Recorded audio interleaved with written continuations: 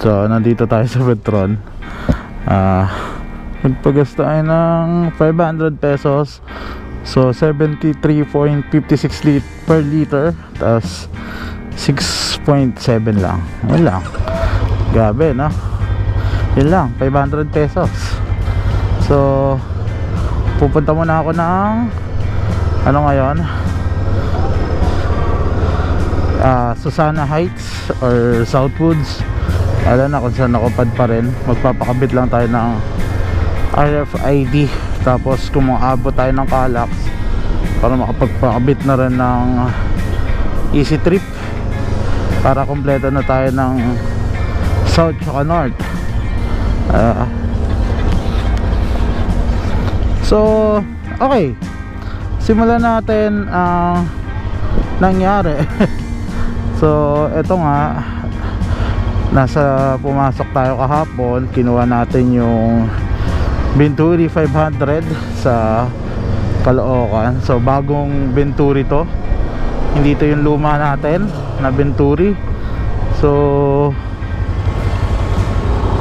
ano ba to, si kuya wala sa ayos ang ano. So nabalik tayo. Kinuha natin si Venturi 500, pinalitan yung luma natin na unit.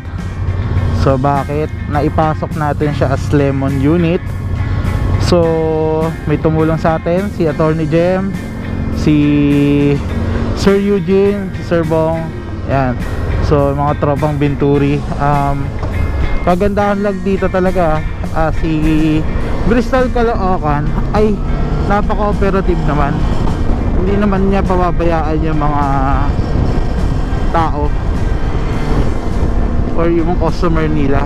So isa yun sa napakagandang bagay, yung after sales, diba? So yan,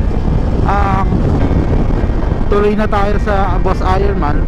Kung etong bagong unit ay walang maging problema, sana wala na rin maging problema to.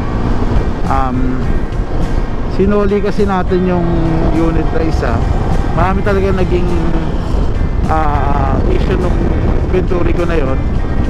So as per checking, halos ilan kami, or halos ako nga yung may issue na gano'n. So siguro na natapat tayo sa unit na lemon. So yun lang guys, hindi porket nasira yung ano nyo, papalitan na agad yung unit nyo. Meron kasing process. Sa akin talaga dumaan sa process, at napakahaba ng process na nangyari, at napakarami rin pinagdaanan naman ng motor ko. So hindi siya yung uy, ayoko na nito, palitan nyo tong unit na to kasi may ganitong hindi siya ganon. Hindi siya ganon basta, kasi paisipin nyo, pinalitan agad ni Bristol ng ansira, ay ganito lang naman. Hindi siya. Baka marami mag-take advantage kasi nung ganong situation. So just to remind you lang na ayun, may proseso. Alright. So ngayon, kaya tayo kukuha ng bagong RFID kasi nga bago na yung ating motor. Diba? So ready na tayo for Boss Ironman. Budget na lang ulam. Grabe, in terms of preparation ng Boss Ironman, registration pa lang 5,000. So ako kasi nag-check-in ako sa hotel, para pagdating ko, pag uwi ko, pagdating ko sa 25 doon, pag nagpa-check tayo ng motor, may tutuluyan muna ako. Kasi ang hirap pag wala kang tutuluyan. So yun muna yung ginawa ko, may tutuluyan tayo. Tapos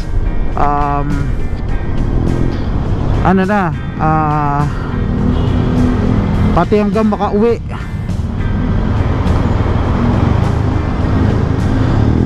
Yan, para sa 27 meron na rin tayong tutulugan. Ay hindi, 27 pala ako uwi. Sorry naman, 26 ng gabi. sana matapos natin para maka-attend tayo dun sa awarding session. Yun lang naman. So in terms of preparation, nakuha ko na, ayos ko na yung tutuluyan ko sa Laos, sa Pampanga. So okay na tayo doon. Second, ito nga, may yung mga ilaw at busina ko palalagay ko ulit kasi kuya, mag minor ka muna. Wala ka ng minor ah. Dire-diretso na lang si kuya eh. Yan.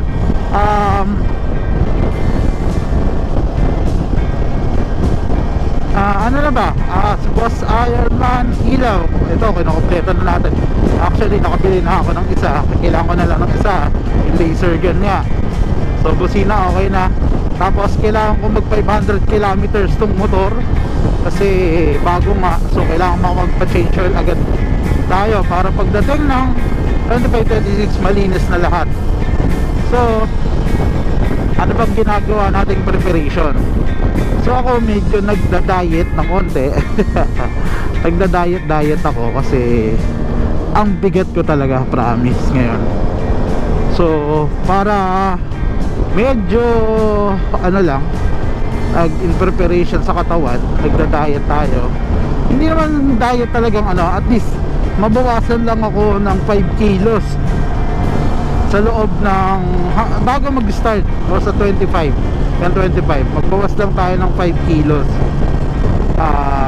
Sa dadating na Boss Ironman, malaking tulong na yon. So bakit kailangan yun talaga, preparation ng katawan mo yun. Tulad ko, hindi naman ako payat, di ako ano, so preparation yung bigat ko, kahit pa paano kailangan malesen yun. Alam mo healthy food muna tayo, lifestyle. Actually tutuloy-tuloy ko na to kahit hindi matapos man ng Ironman. So tuloy-tuloy na natin yung ganong lifestyle. Tignan natin yung progress ng katawan kung papayat o hindi. Pero tingin ko bahala na.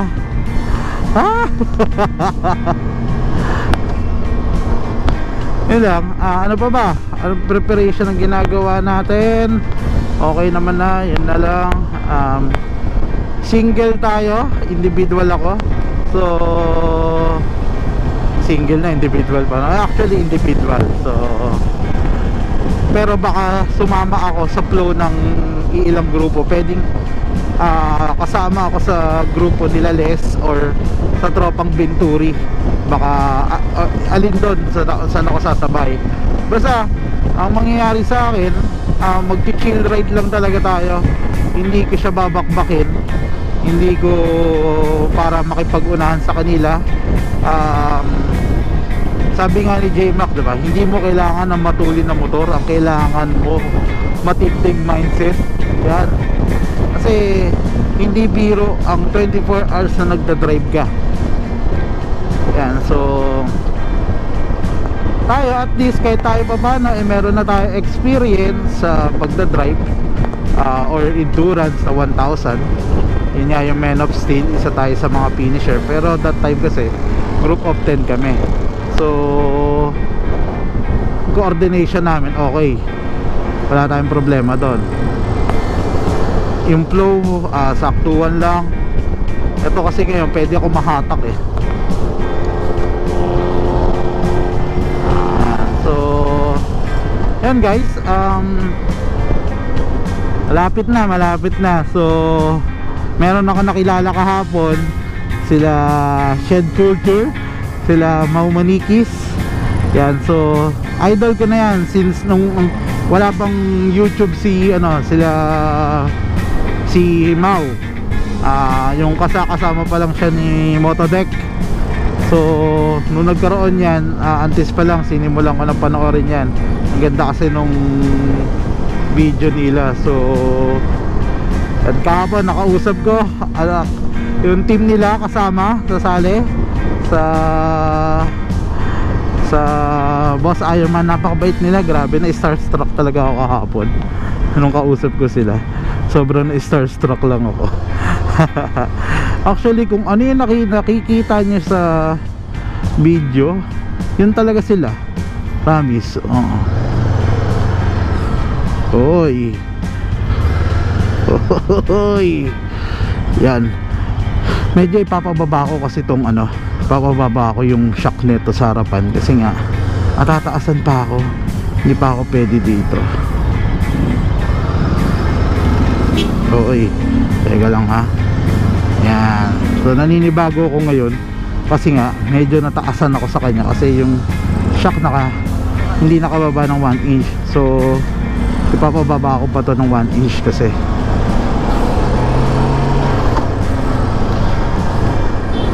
Yan, so malapit na tayo. Ano ba to? Ano ba yan? Hindi maintindihan yung mga nagdadrive ngayon, no? Mga linyahan, hindi na ano.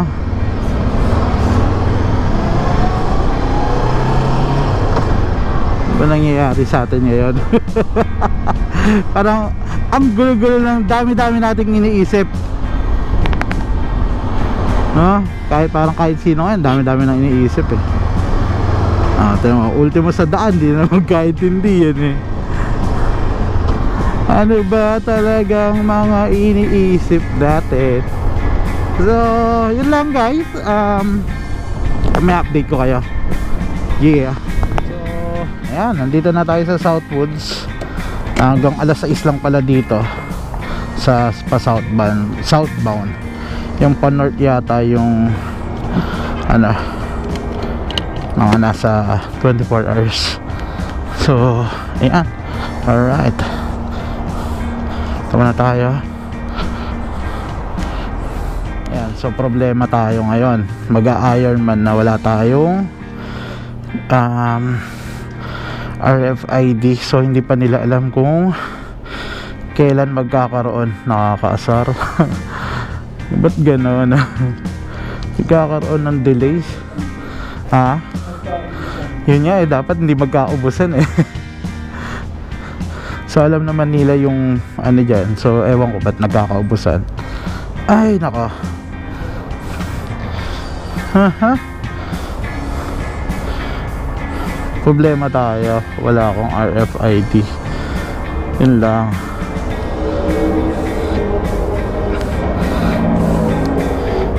Wala sa motor.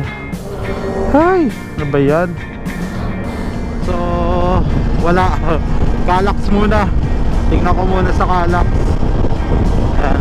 Alright, mamaya na ulit. Subos na rin eh.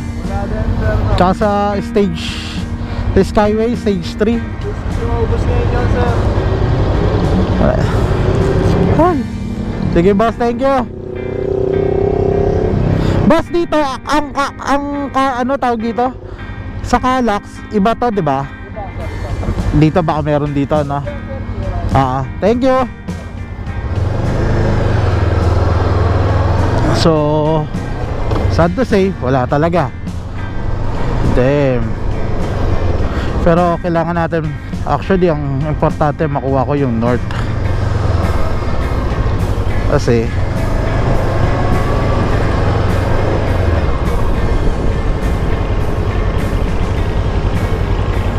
may RFID ba dito? Wala na, sarado na yata. Basan papa-RFID? Sir, wala na dito. Wala na? Dito na, no? Diretso na? Sige boss, thank you. Thank you po. Sorry, hindi pala sila gandak ano.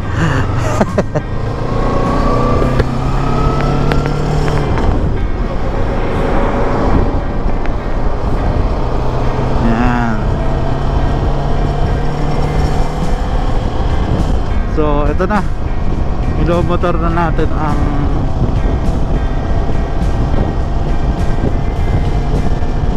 Kalax. Short ride, no?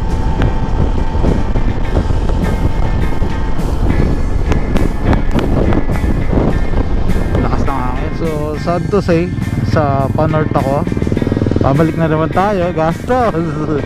Doble gastos, no? So punta na natin, U-turn lang, tapos pa north dito sa Calax. 24 hours naman daw yung pag-install ng RFID. So yun, U-turn na lang, mamaya ulit. Pwede na ako kung doon dumaan eh, no?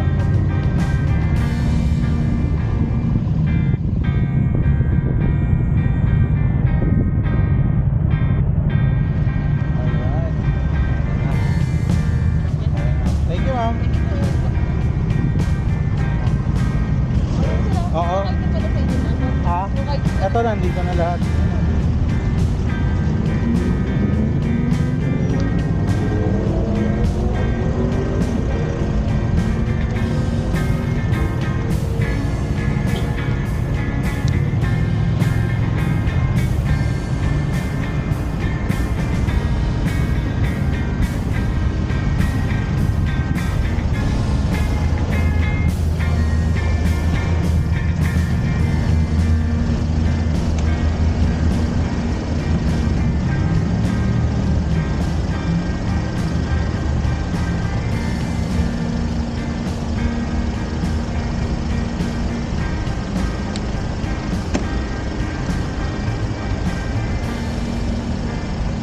So done for easy trip.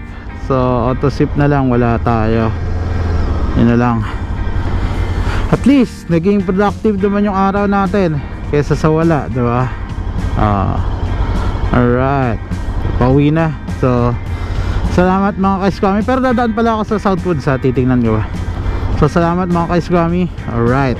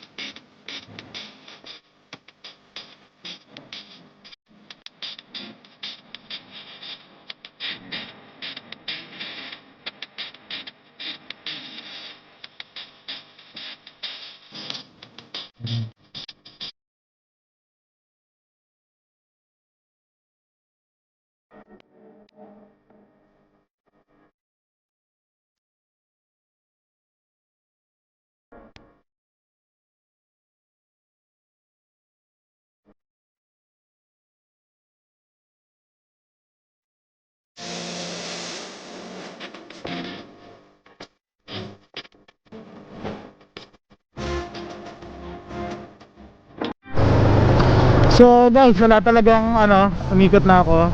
Wala talagang auto sweep. So better luck next time. Pero yun, nakakuha naman tayo ng easy trip. So yan, so welcome na natin yan si Venturi 500 Go. Wala pa tong pangalan, so bahala na kung ano ipapangalan natin. Sana hindi na rin siya magloko. So salamat Bristol Caloocan. Salamat Attorney Jem. Salamat Sir Eugene. Kung kukuha kayo ng motor sa Bristol, punta lang, ang kontakin nyo na si Sir Eugene. Hanggang sa dulo, hindi kayo pa pababayaan. Sabi nga, in difficult times, nandyan lang siya. Ayos no. In difficult times talaga. Actually ito na yon, subok na. Yun naman yung unit ko, nakailang kuha yan sa bahay. Pinick up nila yan sa bahay. So siya mismo nag-aasikaso, hindi niya ako pinabayaan. So yun, maraming salamat ulit. So paano?